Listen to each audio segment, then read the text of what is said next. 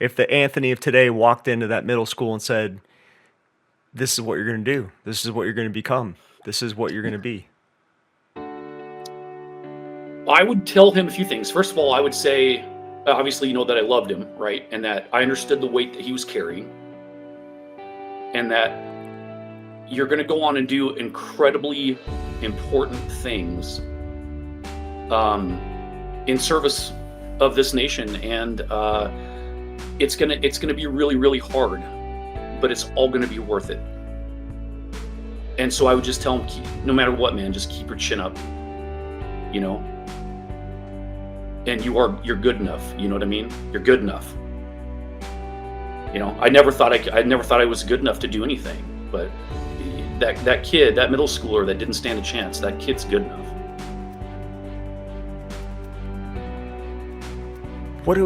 What can we do? I mean, that's why I'm having these conversations. I just want some middle school kid to watch this and be like, yeah, people say I'm a screw up, or my grades aren't good enough, or I did this wrong, or my parents, they don't have any faith in me, or my neighbors, my buddies at school think I'm a loser. I mean, I just want those kids to see this and see and hear of your accomplishments. And guess what? What you didn't mention to that middle schooler is you only did one deployment in Iraq, so you could have been better. Yeah, the thing is I volunteered to stay in Iraq. I volunteered to go to Afghanistan. I remember just thinking to myself, I was a single guy. I was hungry. Send me to combat, man. If you can't send me, who the hell should go? I don't have kids. My parents are already passed away. I'm your guy.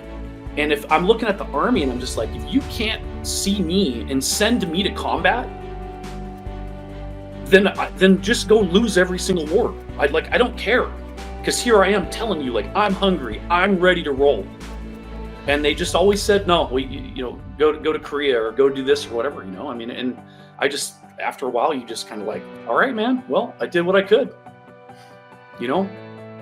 and hopefully as you furthered along in your career, you realize the Army's just a big machine, man. You're just a number. This was nothing personal. This wasn't, I mean, the human resources machine cannot pick and choose who's going to go to the next Afghanistan deployment. Yeah, man, no, and that's exactly right, man.